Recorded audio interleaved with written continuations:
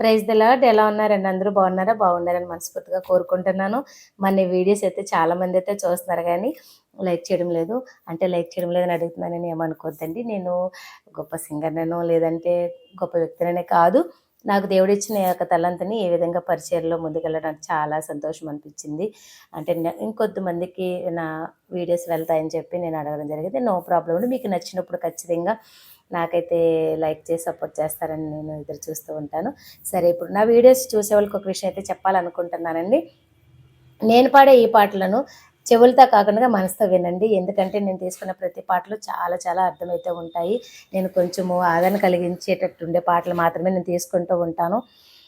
ఎందుకంటే నా మనసు బాగాలేనప్పుడు, కొంచెము ఎవరికి ఏది చెప్పుకోలేని పరిస్థితులు ఉన్నప్పుడు, వేదనగా ఉన్నప్పుడు, సతమతం అవుతున్నప్పుడు నేను ఈ పాటలు పాడుకుని ఆదరణ పొందుతూ ఉంటానండి. అందుకని చెప్పి మీ అందరికి కూడా నేను ఇది చెప్పడం జరుగుతుంది.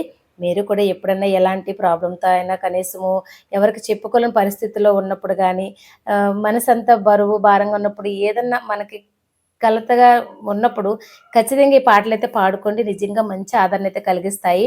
మంచి మోటివేషన్‌గా కూడా ఉంటుంది. నా స్వరంనైతే మీరు చూడొద్దు. దా పాటలో ఉండే మీనింగ్‌ని మాత్రమే మీరు తీసుకోండి.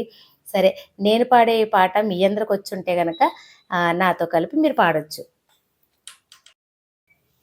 కష్టాల చీకటిలో దారి కనరాకపోయినా, నష్టాల వేదనలో ఆశ మరి లేకపోయినా, కష్టాల చీకటిలో దారి కనరాకపోయినా, నష్టాల వేదనలో ఆశ మరి లేకపోయినా, నా బాధలన్నిటిలో నిరీక్షణతో ఉంటా, నా తండ్రి చిత్తానికై శ్రమలోనే వెతుకుతుంటా, చెరలోనైనా పాడుతా ఆనందపు స్తుతి పాట, మరణము వరకు చాటుతా యేసయ్యను ప్రతి చోట, చెరలోనైనా పాడుతా ఆనందపు స్తుతి పాట, మరణము వరకు చాటుతా యేసయ్యను ప్రతి చోట,